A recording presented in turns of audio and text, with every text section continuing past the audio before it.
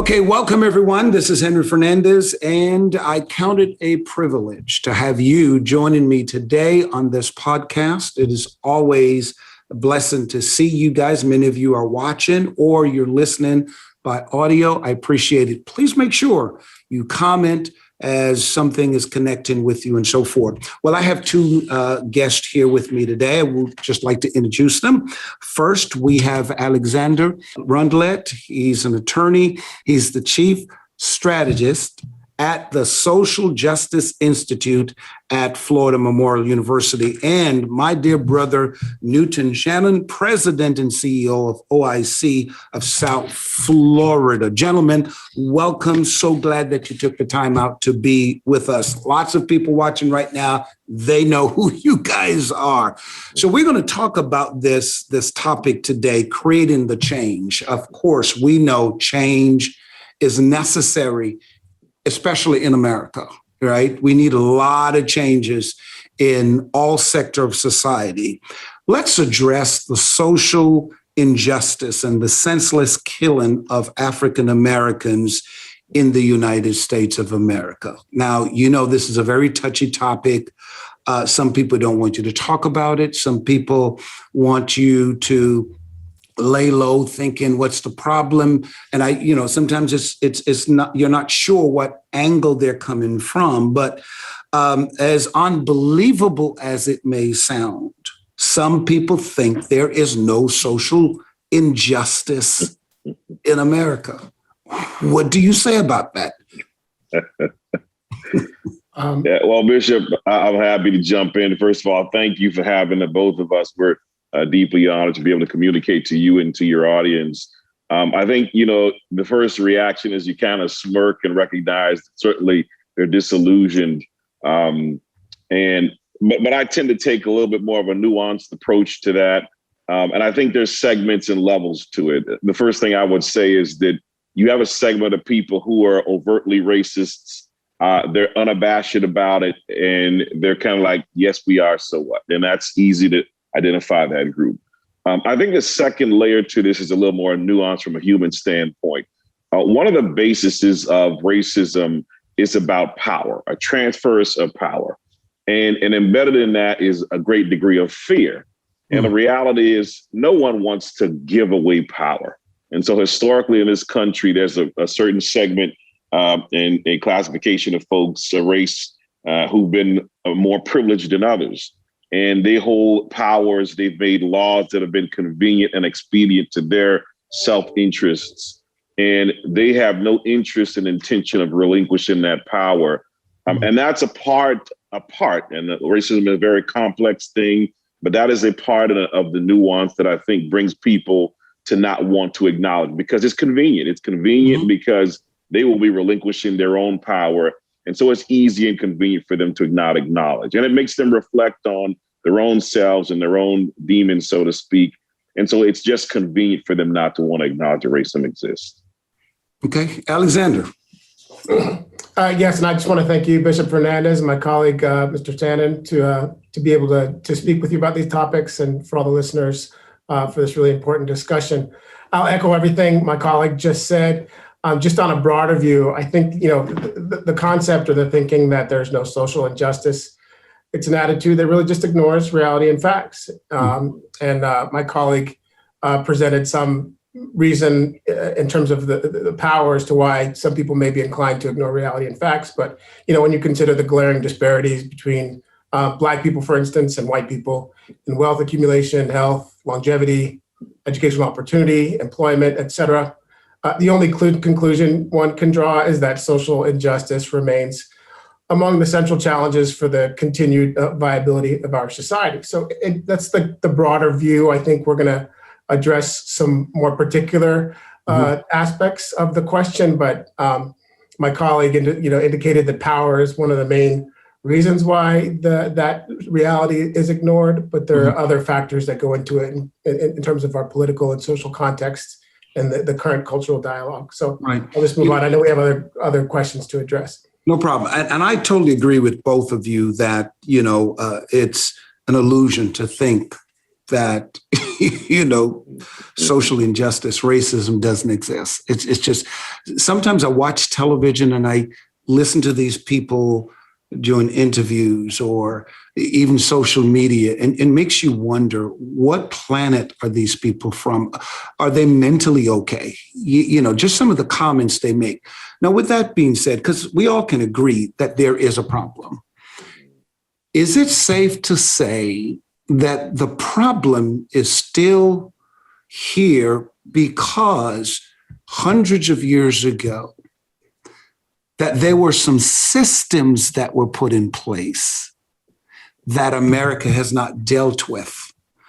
And I believe where there's darkness, where there's injustice, the God that we serve, there's always going to be an unsettling of man's spirit, because we were not created to be oppressed.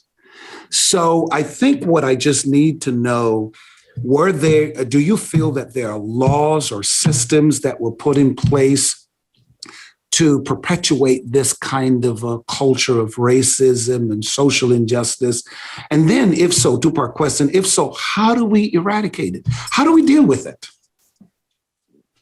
If I could go first on this, I think,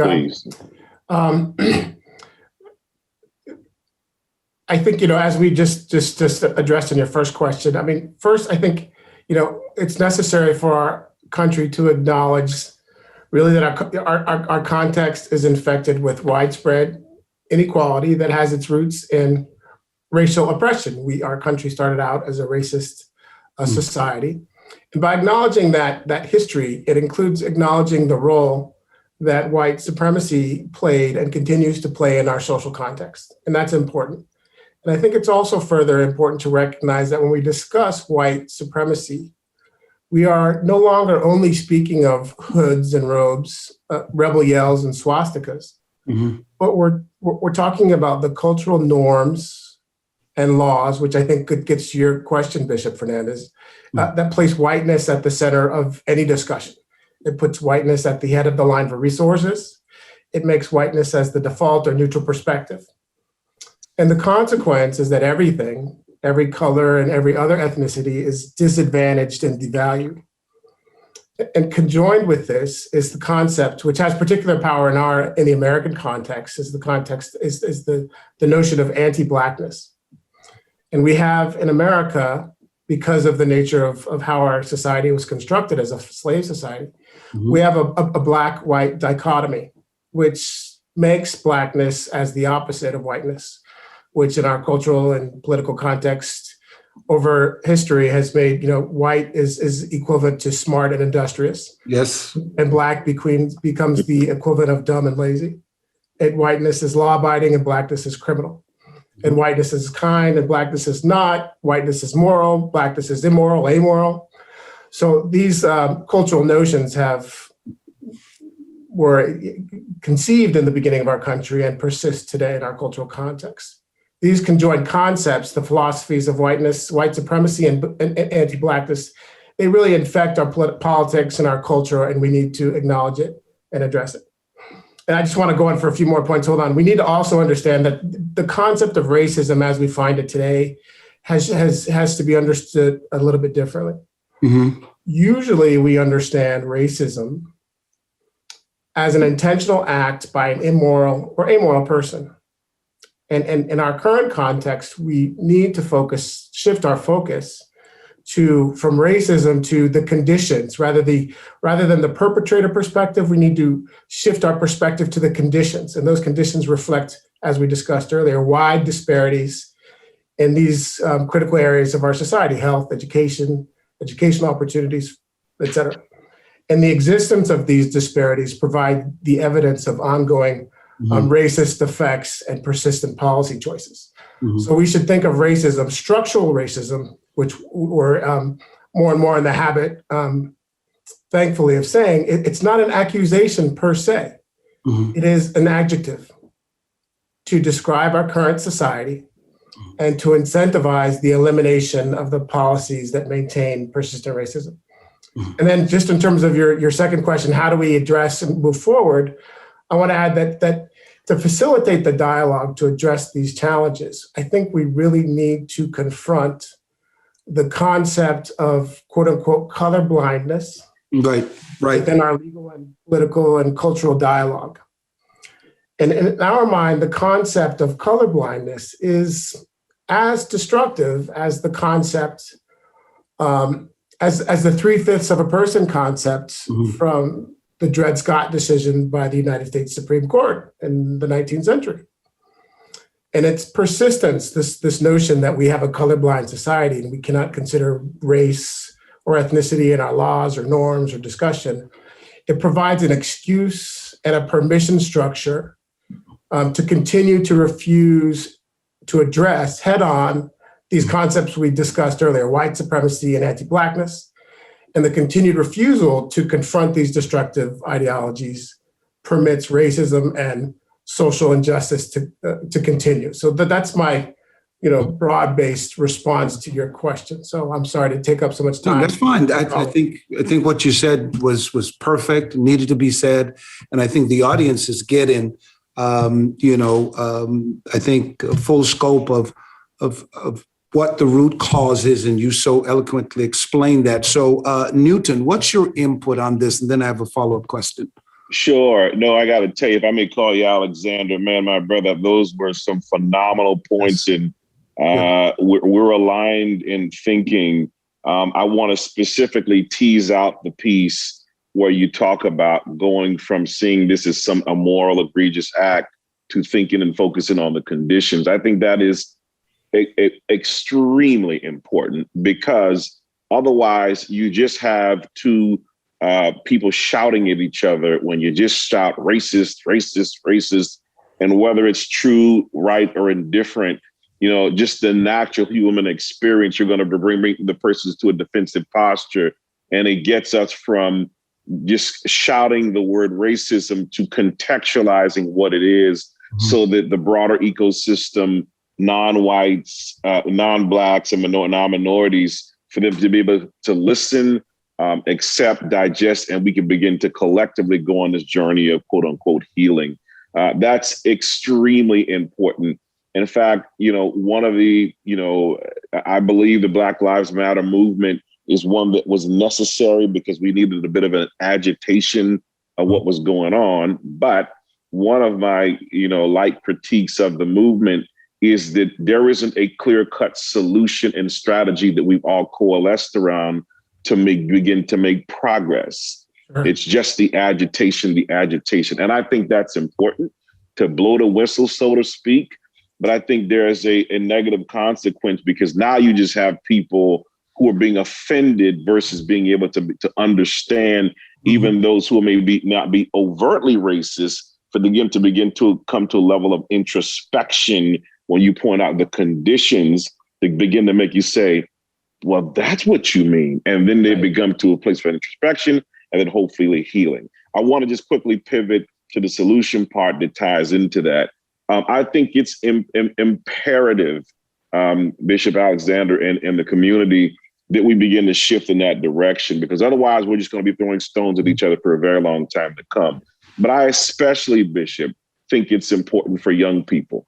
I get concerned because particularly young people, middle school, high schools, et cetera, they may not necessarily always have the depth of understanding. My concern about it is, in some respects, if we're not careful with our messaging and talking about the conditions, the context, and even solutions to these things, what it does to young people where it becomes almost like a self-fulfilling prophecy. Because all it is this narrative is Blacks are this, Blacks aren't that. And then the images unintentionally, in some respects, and our intent to demonstrate how bad it is, we don't counter that with solutions and images that give young Black youth, minority youth, Black and brown, Hispanic youth, and otherwise, another image of themselves. So I think it's important to contextualize, show the conditions, so that people can begin to have a healthy dialogue. And then secondarily, with our narrative about exposing people to the issues of racism, we have to be able to counter that with positive images, particularly for our young people, so they see a different way forward. Okay, so the follow-up question is, we've diagnosed the problem. We know there's a root cause. There's a history of systems put in place to again, perpetuate this lie and this oppression on people. So we know it's there. And as you said, Newton, you're concerned about this current society, and in particular the young people, when it comes to the message that they're receiving and how they relate to it and so forth. The question then is, who should take the charge in steering this conversation in the right direction? Is it a community of people? And if so, who are these people? Because you're not going to change anything if you don't confront it. Don't expect something to change if you're not willing to confront it. So how do we, because like you said, Newton, we just can't keep talking and just keep repeating ourselves. What is going to create the change for the younger generation to identify that, hey, here's proof. There's systems that were put in place to oppress us, to oppress a certain group of people, Black and brown people. However, here's the right way, because we're getting older, we're going to die. And to keep this fight going, these are the things you need to do. Who's responsible for doing those things? Well, I think I like the fact that my colleague is a strategist, and I suspect that when he's sizing up strategy, he has to think about all the stakeholders, how they contribute to said issue and or opportunity, to size up how he will begin his stakeholder engagement, to be able to have people develop consensus that there is, in fact, an issue, and incrementally work on strategies of which each of the stakeholders have their respective roles to play in it, right? And so if you think about racism from that standpoint, to lean into your question, we have to dissect the various segments that lean into and or have the greatest impact to revert racism. So just globally speaking, I think you're doing it now. You are a man of faith. You convene people from a nurturing and healing, largely in part from a faith standpoint. So there is a sub cohort of folks within the context of your leadership and your platform to be able to create that. And I think that's true for every segment of the community. Then if you think about the different segments that impact racism, there is the policy lens that has material implication because they're systemic. Yes. So who are the policy makers that begin to systemically really deconstruct the constructed systems that are counterintuitive and not leaning towards brown and Black folks? And so from a policy standpoint, I think all the policy makers, elected officials, have a responsibility, and then let's call it opportunity, to lean in that regard. There is the business community, which I've been impressed with, who've incrementally stepped up more and more, because the right, wrong, or indifferent, the people with the money, the business community tends to have a lot of influence, right. The faith group, et cetera, et cetera. So I step back to say that we need a comprehensive strategy. I think it's the policymakers, it's the influencers, it's the business community. We all have to come together in doing it. But I'll tell you once again, as we talked about in the previous question, that we have to start and just take a half a step back. The issues of racism can be emotional. They could be stressful. They are absolutely traumatic. But I think we got to get to that adjective Alexander talked about when we talk about the conditions, because once you see the conditions, you begin to reflect, internalize, and recognize there's a problem. Beyond that, you have a shouting match. Wow. So true. Alexander? Yeah, I fully agree with everything my colleague said. I'd like to add to that. I think it amplifies what he said. In response to your question, Bishop, who's responsible? And I point to a recent book by the author. Her name is Heather McGhee, and the name of the book is called The Sum of Us. And that book makes the case that our political and social culture has framed civil rights and equality as a zero-sum game. And that means that there's the long-held view that if Black people, for instance, obtain a greater measure of equality or fuller realization of civil, social, political, and economic rights, that white people would necessarily lose. And the shift in thinking must be that this is not the case and it shouldn't be the case. Mm. And we should rather imagine that our well-being and destiny as a society, white people, Black people, brown people, they're interconnected and interdependent, and that an increase in equality and justice for one group is of benefit for us all. So the overarching transition that we need to make is that the mindset away from the quote unquote zero-sum game, that if one segment or cohort of the population gains, that another must necessarily lose. Mm-hmm. So to shift to the mindset that that if one group of people is going to gain, we all gain. Mm-hmm. And that, as an analogy, not that, I get a bigger piece of the pie and your piece of the pie is smaller, but mm-hmm. that we just have a bigger pie. Right. So that's one thing. Just moving back to kind of the nuts and bolts of what my colleague said, we have a lot of activists and in the post-George Floyd movement, the Black Lives Matter movement, and there's a lot of, social and moral outrage about inequality as manifested by the George Floyd incident. And it's incumbent upon policymakers, strategists like myself, think tanks to harness that energy. I think we have that energy has been seen by a greater proportion of the population to see that this is an issue that should be addressed. And now, for instance, you can see the concepts of white supremacy, discussed on CNN or on your nightly news. And so that's a good thing. It comes now for policymakers to identify the policies that have persisted over time that either create, exacerbate, or maintain these disparities or the conditions that we've talked about. And I think that's a dialogue that's going forward is going to hopefully increase. The final thing I'll say on this point is that we're in an era, and I think it takes greater attention for policymakers to focus in on, is that we're no longer in an era where you're going to have overt, blatantly discriminatory laws that say Black people can't do X or Latin people can't do Y or white people can only do X. And so it's more important for our policymakers to be more astute to identify, I think, what are referred to kind of proxy discrimination markers, where Blackness is equivalent, in the social and political context is the equivalent of something else, which is you can legally discriminate against. And one of the greatest examples of that in our current society is, of mass incarceration, the whole issue of mass incarceration. There's a wonderful book, it's almost a decade old, called The New Jim Crow, Mass Incarceration in the Age of Colorblindness.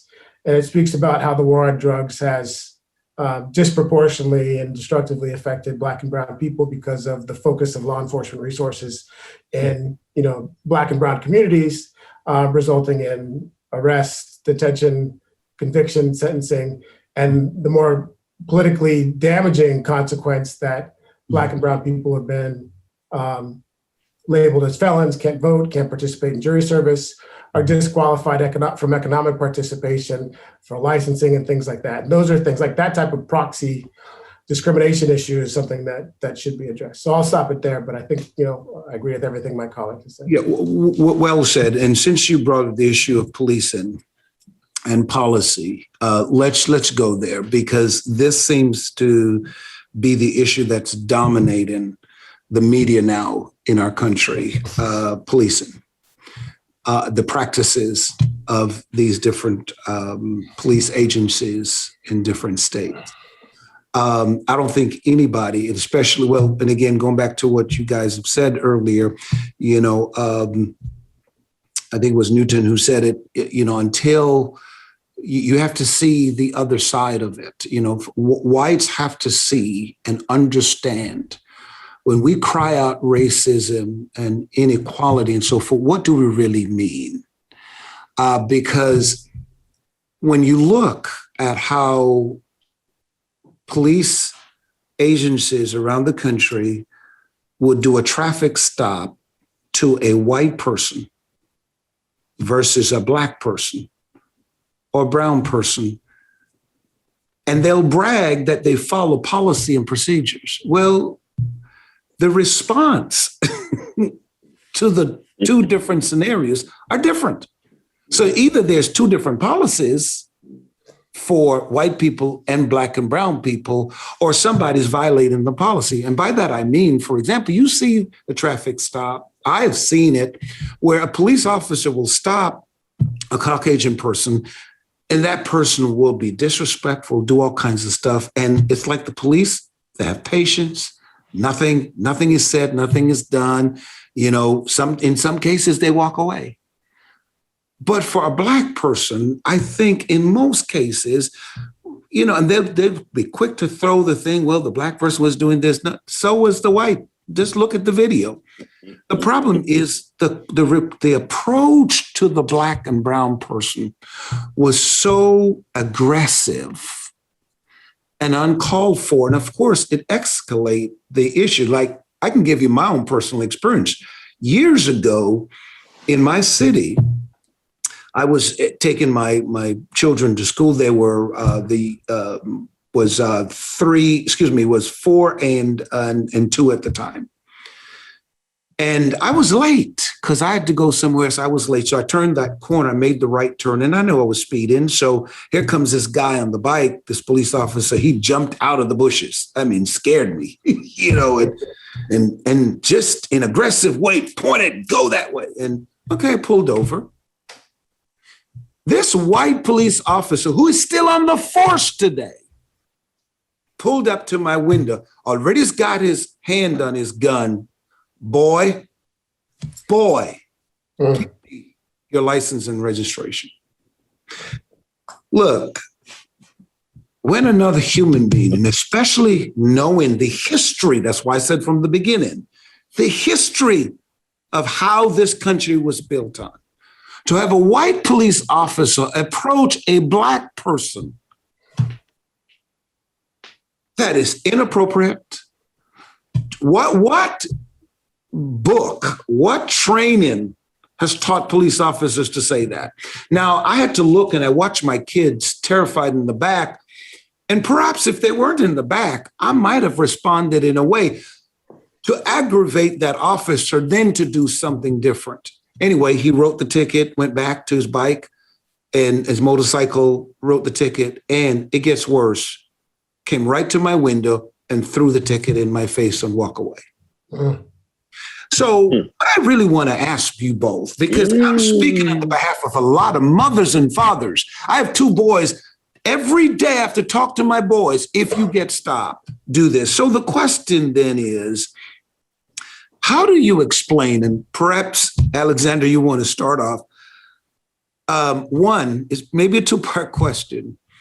How can we fix this bad police practices that we're seeing in our country? And then 2, what do we say to our children? How do you give parents advice to say to your children, you're going to be violated, but I want you to come home alive? Right. Well, for the first point, in terms of policing, and I know my colleague has other insights, I'll say that I think it's important to take into account the critique, the larger society critique, such as yours, Bishop Fernandez, about these negative interactions that many of us have had with police. And I think it's important to empower the good police officers, quote unquote, that constitute a vast majority of the police departments out there, is to empower them to make the corrections that they need to bring policing to the level of respect and professionalism that all of us agree. So I think that's really important. And part of it has to do with empowering police chiefs and municipalities to discipline poor officers, to refuse to continue to employ poor officers, to make police more accountable by, eliminating a lot of the laws and norms that make policing largely unaccountable to civil society. And there's also training about, anti-racism training and sensitivity training and things like that need to be done.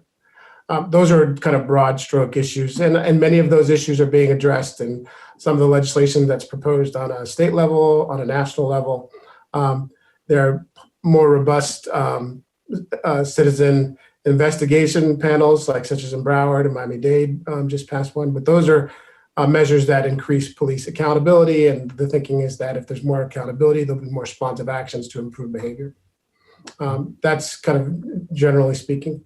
In terms of, the points of how do you counsel, how does a mother or father counsel their children about policing interactions? I mean, there's been a list of 10 points of how to interact with police. It's been circulating for decades for how do we counsel our young boys and girls to survive, which is a hard way of saying it, an interaction with police. And I can give you those quickly, and then we can discuss those. And they're fairly simple and straightforward.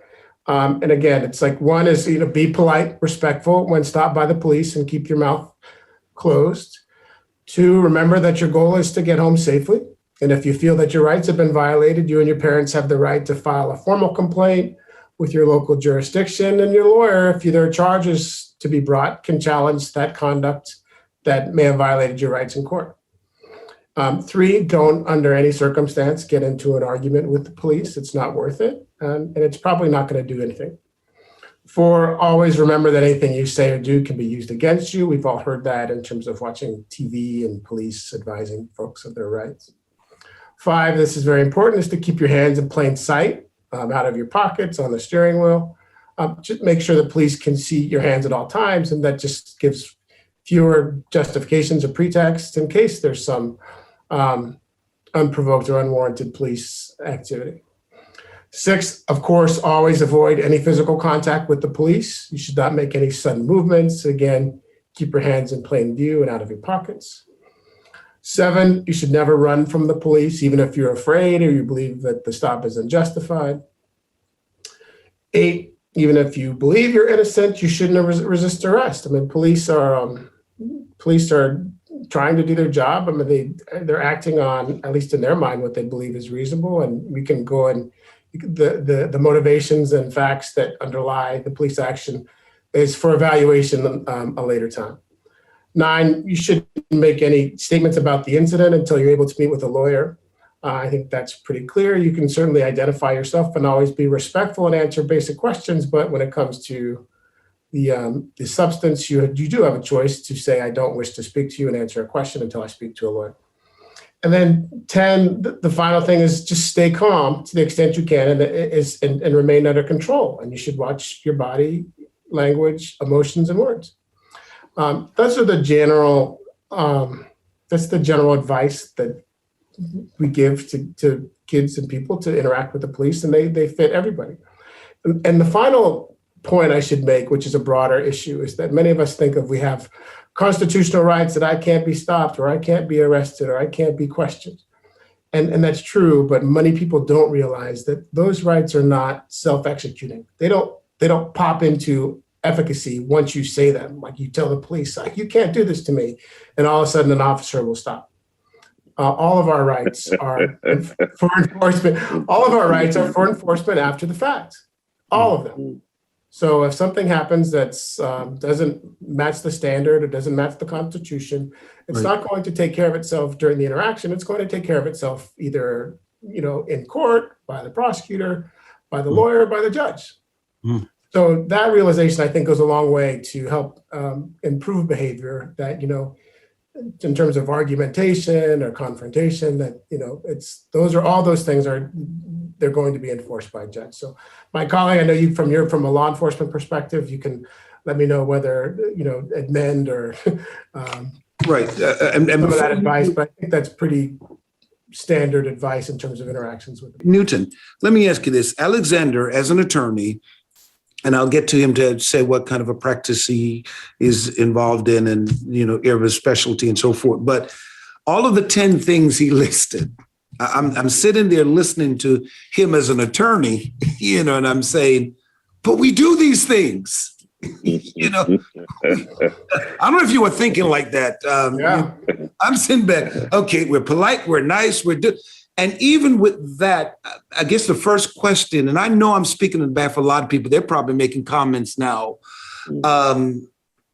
Why do we have to be so right about everything and walk the chalk line, while other races get away with the same stuff that we do. I just don't get that. So help me here, Brother Newton. I got you. I hear and feel your angst and that of many of us. And I suspect my colleague, Brother Alexander, agrees with you. And he offers a pragmatic and legitimate approach. But we know life doesn't always work like that. Mm-hmm. And the reality is, I think of some of these issues like a very difficult paint job. You start with your primer, but the job isn't done. You put one layer on, the job still isn't done. You got to put another layer on and another layer on before you finally get that product. I tend to be one that's big on momentum. I'm a hopeless optimistic. I start by acknowledging the progress we've made because, quite frankly, maybe therapeutic, you need that, right? You got to feel like something is getting better, right?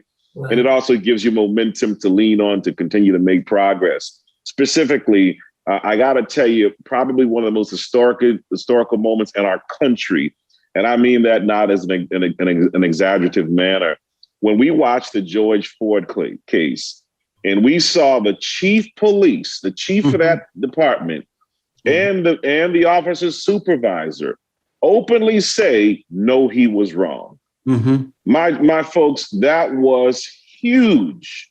That was bigger than big to me because, quite frankly, that also is what agitates me is that I think law enforcement officers, good ones, and I'll qualify that in just a second, they ought to be more upset than we are. Mm-hmm. Because the truth of the matter is, if we're honest with ourselves, you get 10 of your family members and they're going to be one crazy one, right? I mean, that's just true. Right? And Bishop, you as a man of faith, I'm sure whether it's our staff, whether it's our congregation, don't go there. I got a few crazy ones. Yes, don't we all? And so people are people. And so, but, I go back to my colleagues' responses and I support the 100%. But it's difficult, right? It's a sequence of continued attempts to continue to break down these walls piece by piece to really revert our systems. I'm very honored to have recently been appointed to, I think my colleague referenced it, the Broward County's Police and Criminal Justice Review Board. I can't wait to get started.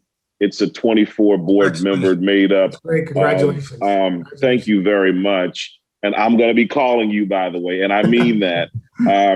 It's a board made up of members of the various bar associations from different ethnic groups, et cetera, et cetera. And the first thing I said is, look, it was announced, et cetera. The first thing I wanted to do to come out is to say, let's put the gloves down, right? Because I think that's where the rhetoric is now. It's us against them, us against them, us against them. And, like I say to my executive team all the time, it may not be your fault, but it'll be your problem. So I think we're justified in our anguish and our anger, et cetera, et cetera. But at some point in time, and my mother used to say this all the time, you want to be right or you want to be effective. We're justified in our anger and our frustration. But at some point in time, we got to pivot to strategy because our lives literally depend on it. And the strategy has to be one that's comprehensive. It has to be one that includes all stakeholders because the consequence of life is too grave to do it otherwise, because we've marched and that's had a great degree of benefit. We've done a lot of other things. This season requires something different. So let's measure, take account for all the progression that's been made because it leans into momentum. And I think it's condescending to some to not acknowledge that. Let's build on it. But I think to then put a bow on your question, Bishop, is I really can't wait to engage law enforcement. Those like that chief that said he was wrong. I think I'm going to hope to use that as momentum to talk to law enforcement to say, look, I suspect you good cops have been just as frustrated. I have to believe that. And I suspect perhaps you've wanted to speak out, but the culture didn't necessarily support that because you'd be seen as a traitor, et cetera. We'd like to come alongside you to give you a voice to speak out because again, your reputation is being ruined just as well. And by the way, we need you to help root out some of these bad cops because it's in the best interest in it for everybody. Right. Okay. And then just add to that, if I can, there is a movement, there's here in Florida, we have the Law Enforcement Officers Bill of Rights, which severely restricts municipalities and police departments' ability to deal with bad officers. Then you have the power of policing unions, which, they negotiate union disciplinary rules, which really hamstrings chiefs of police and municipal governments from disciplining officers. And those, more attention, a greater attention has been drawn to these hurdles. And hopefully we can get some momentum to reform those or, reduce or eliminate those requirements so that we can empower the good and well-meaning officers to deal with officer misconduct. And then that fuel issue also of qualified immunity, which we've discussed, which is basically civil immunity for lawsuits against police officers. By just eliminating that, again, it's creating greater incentives for accountability. And to the extent there's no accountability or like the civil liability accountability option has been taken off the table by qualified immunity. If we can make that another, threat for accountability, then that the hope is will improve behavior.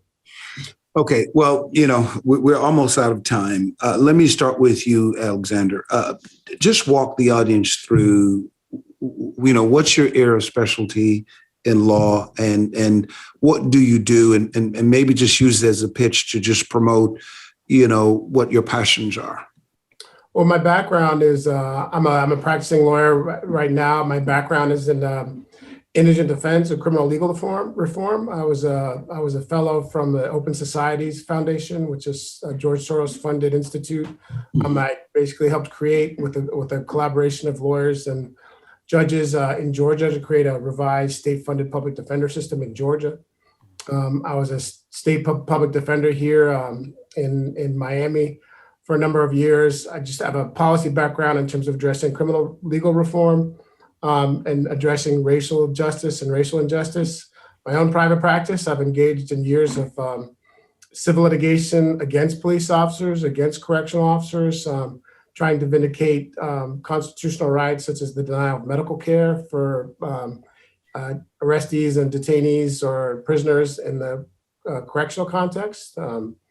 Also excessive force, wrongful death, and wrongful arrest in the police context. So I've got a broad background in terms of policing, in terms of how they interact in the criminal context and the civil context, and then just over decades of experience in terms of addressing racial inequality and the structures that persist in our law. And now, again, I'm the chief strategist for the Social Justice Institute.